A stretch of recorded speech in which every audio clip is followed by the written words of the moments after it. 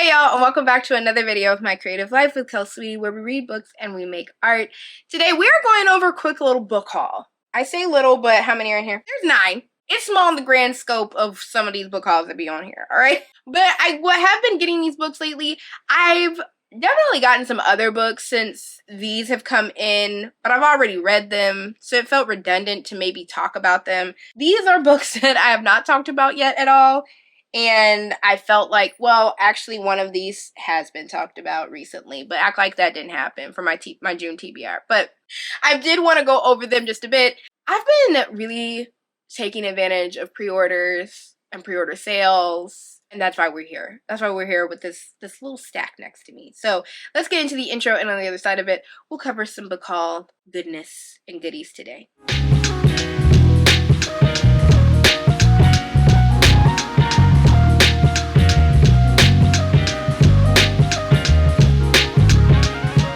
Intro, I had mentioned that I've been taking advantage of pre-order sales, and yes, Barnes & Noble has been doing their pre-order sales every quarter. I've never taken advantage of that, but I realize it's a slippery slope. I say that because at the top of the year, I saw it.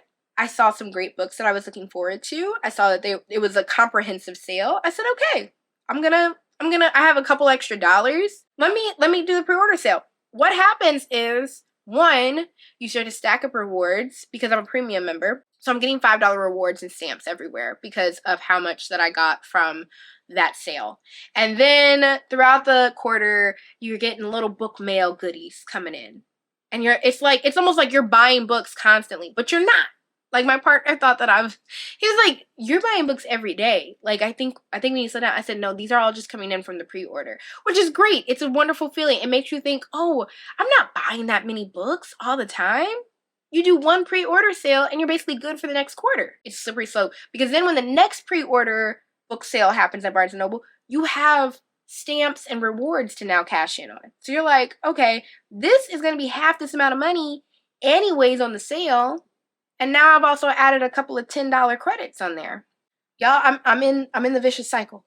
I'm in the vicious cycle, and I don't know how to get out. Never mind the fact that my job gives us 5 free books from any imprint, a part of Simon & Schuster. I think it's every quarter or so you get 5 free books. I also get 60% off through my, my employee discount. I've not taken advantage of that just yet because I've not needed to. But it's wild, and I feel very blessed to have all these wonderful ways to get books. Never mind the fact that one of the books on here was sent to me.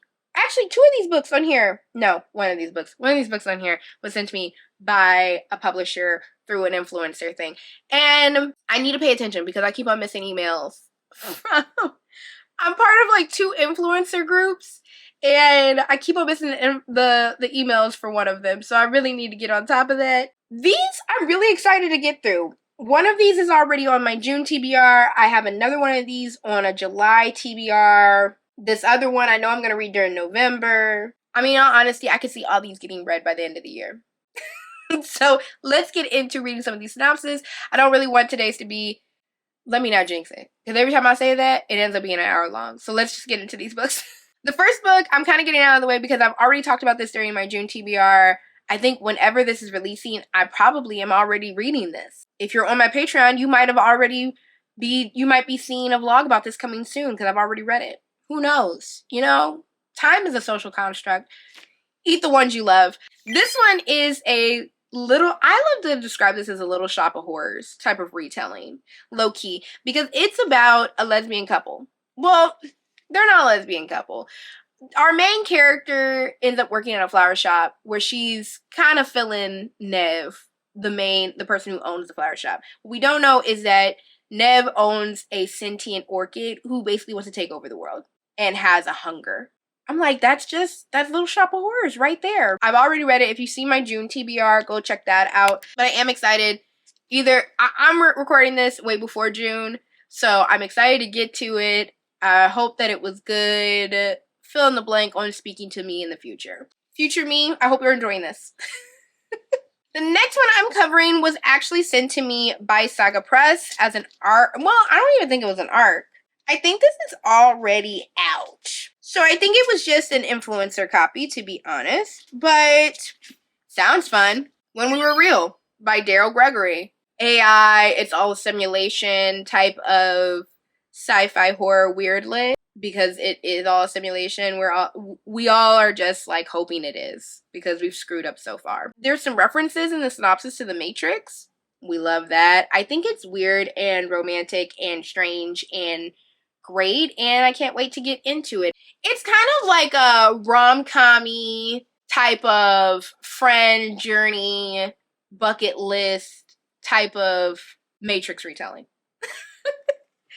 And I think that it's probably going to be, according from this cover and that synopsis, I'm hoping that it's adorably dark in its conversation of what's real and what's not in the Matrix and all of that.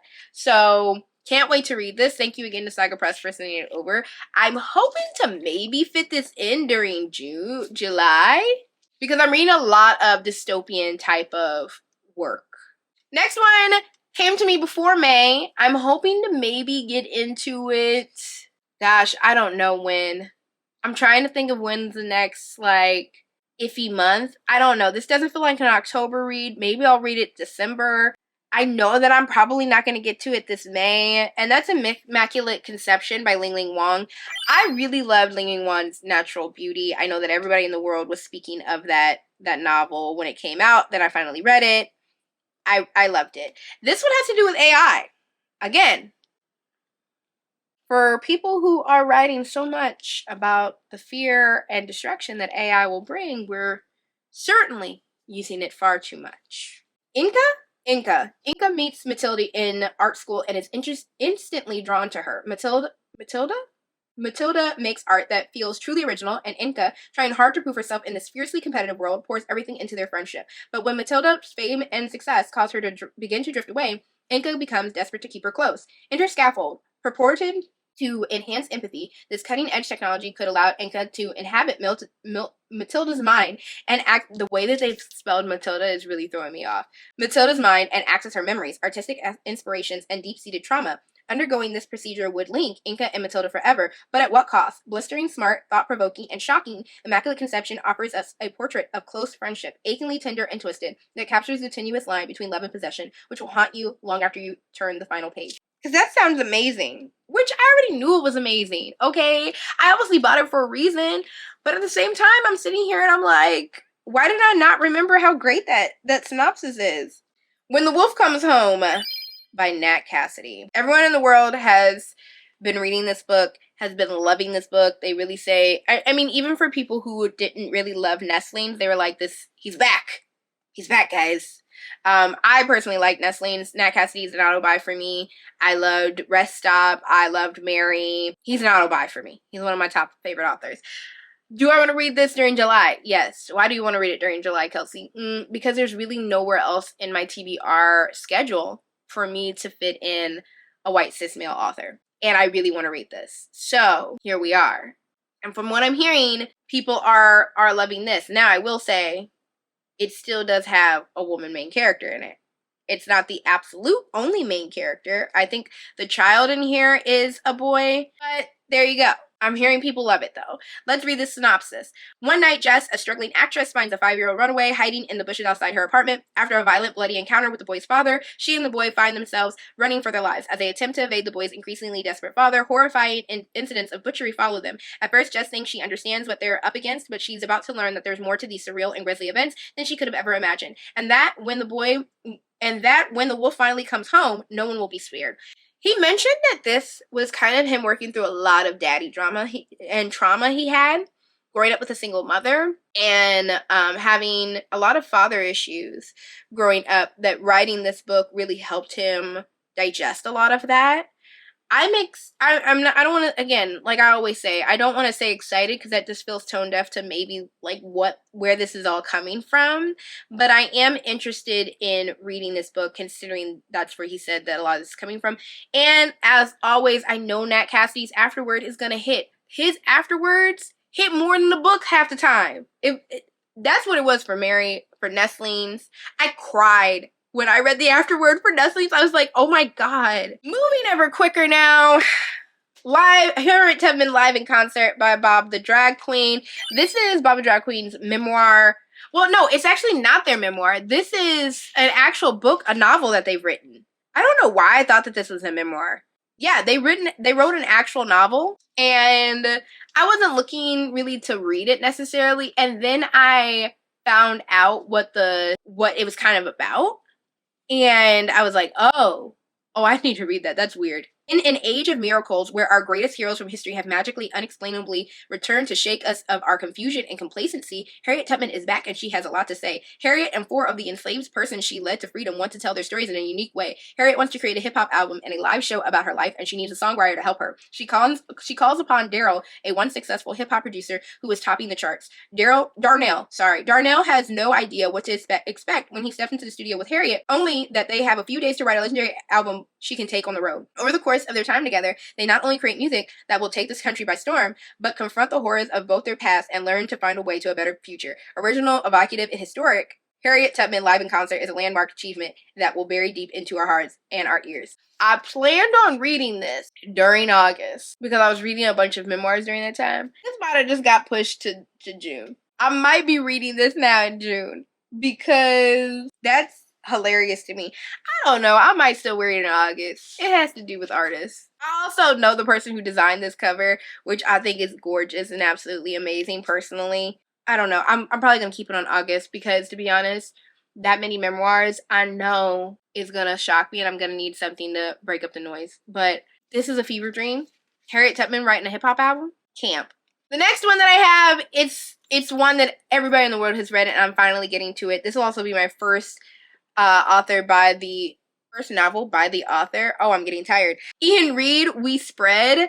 So many people have said this is an amazing novel. It has to do with aging, and it's a horror in regards to aging and femme and all of that. And I've been meaning to pick it up for a while. I was able to pick it up during like one of my 5 free books type of situation with my job. I can't wait to get into it. I feel like it may be read during December. We will see though, but I am excited to finally read an Ian Reid novel. I know that he's really a well-liked author within the horror genre, and I'm glad to finally get to him. Penny, an artist, has lived in the same apartment for decades amongst the artifacts and keepsakes of her long life.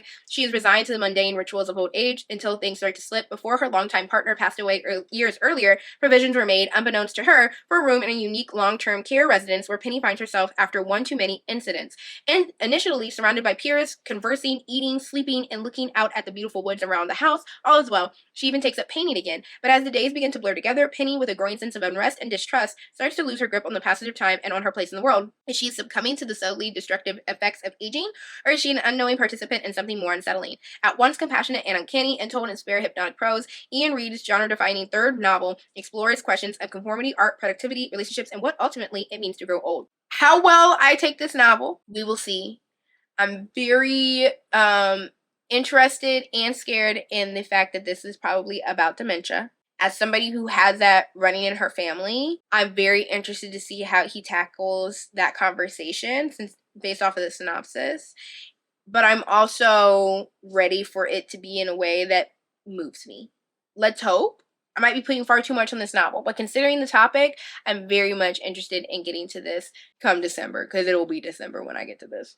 Another book that I know I feel like that's something that's going to be an ongoing thing. But I ordered this before I knew who designed it. I didn't know that somebody on my team had designed it. That's Polybius by Colin Armstrong. Y'all, I know. It just glows. It absolutely glows. I'm really excited for this one. And why, you may ask, am I so excited for this one? Because it has to do with video games. And y'all know that I love video game weird lit / horror type of stuff. Never mind the fact that this is a gorgeous, gorgeous cover. So I can't wait to get into this. Let's start with the synopsis. The year is 1982. Love it already. We're doing 80s video games. And Andy Winston has just started her shift at the CD arcade in the small seaside town of Tasker Bay, California. With an aptitude for programming and dreams of moving to Silicon Valley, Andy avoids making friends by spending most of her free time repairing cabinets at Home Video World while her deadbeat boss is out looking for his next fix. But what starts as a pretty standard weekend evening takes a turn when a mysterious game called Polybius is rolled out and plugged in on the shop floor. The usually quiet arcade is suddenly overwhelmed with players clamoring to play the new game. Tensions have already been rising in town, with new developers coming in and trying to price out longtime residents, and a virus-like epidemic begins sweeping through Tasker Bay seemingly overnight. People are experiencing inexplicable fits of anger, paranoia, and hallucinations, as if the circumstances weren't bad enough. A severe storm is about to make landfall, and a grisly act of violence is committed, plunging the town into complete chaos. Neither the town's sheriff nor its physician have any leads as to the cause of the sudden affliction. After observing the players of Polybius during a few shifts, Andy is convinced the dire situation is somehow linked to the game, and she reluctantly teams up with Roe, the sheriff's well-respected but adrift son, in a desperate attempt to stop the perplexing spread of violence. But before long, they too begin experiencing side effects. Is anyone coming to Tasker Bay's rescue? This feels like Loop. It feels like the book Loop, which I absolutely love. I constantly recommend that to everybody. It feels high octane. It feels fun. It feels aggressive and gory. It feels like 1982 with video games. So I am excited to get into this one. Who knows when I'll get to reading this, to be honest, but I am really looking forward to something fun. This is something that I'll definitely read when I'm looking for something fun. Am I looking on my shelves right now going, but where? When will it be read? Absolutely. But maybe it'll just be December. It'll help me get through whatever slump or to really push through to hit my goal for the end of the year. This is one that I know when I'm going to read it, and that's going to be in November, and it's The Buffalo Hunter by Stephen Graham Jones. Y'all already know I've had trouble with Stephen Graham Jones' book. And I know some of y'all are about to be like really upset about what I'm about to say. I tried to read Night of the Living Mannequins, or Night of the Mannequin. Hated it. Hated it. The main character didn't make sense to me. The plot line didn't make sense to me. Things were happening that weren't making sense. And even if it was coming from his perspective, it didn't make me care. I don't know. Things were just starting to pop up out of nowhere. I really, even though it was a novella, I think that was one of my lowest rated books from last year. I then tried it. I was like, okay, well, that one's even rated low on Goodreads. Maybe I need to try one of his better known and newer books. And I tried to read I Was a Teenage Slasher. There were parts of that book that I loved. I loved the idea of this like town that was stuck in this kind of Twilight Zone type of situation to relive these stereotypes of slashers and stuff. I loved certain parts of it that felt very fun, and some of those things still I think about all the time, and I think were some really fun moments.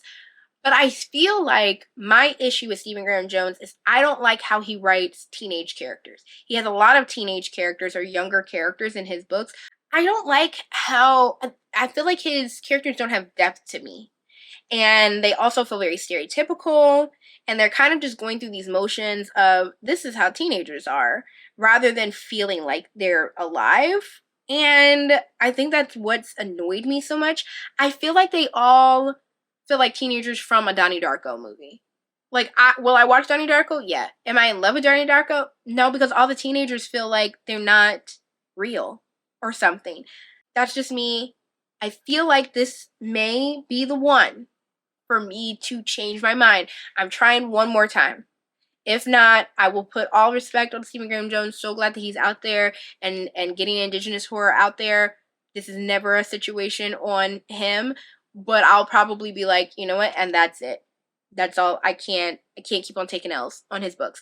But this one seems very, very different from what he's written before, and so I'm really excited to get into it. This thrilling historical novel is set in the nascent days of the state of Montana, following a Blackfeet Indian named Good Stab as he haunts the fields of the Blackfeet Nation looking for justice. It begins when a diary written in 1912 by a Lutheran pastor is discovered within a wall in 2012. What is unveiled is a slow massacre, a nearly forgotten chain of events that goes back to 217 Blackfeet dead in the snow, told in the transcribed interviews with Good Stab, who shares the narrative of his peculiar and unnaturally long life over a series of confessional visits. This is an American Indian revenge story captured in the vivid voices of the time by one of the new masters of literary horror, Stephen Graham Jones. This is Indian vampire type of thing. Now, I'm not known to be like, oh, I love vampire stories or anything, but in this context, of course, tons of people have been buying this up lately ever since Sinners came out, because everybody's like, if you like that, then pick up this. Same thing goes for Ring Shout. But this has been on my list for a while. Finally picked it up. and I'm excited to get into it come November. Is that a while from now? Certainly. But I'll be looking forward to reading this and getting another chance at Stephen Graham Jones. This is his last chance, though. I know some of y'all love him down. I hate every single time I have to tell y'all I don't like one of his books. The last book on this list I've not heard a lot about yet. I have a feeling that there's a possibility that I'll hear a lot about this, especially like on Bookstagram. I don't feel like I'll see a bunch of it here on YouTube. But that's Portal Mania by Debbie Urbanesky. These are stories, so I think that this is short story collection?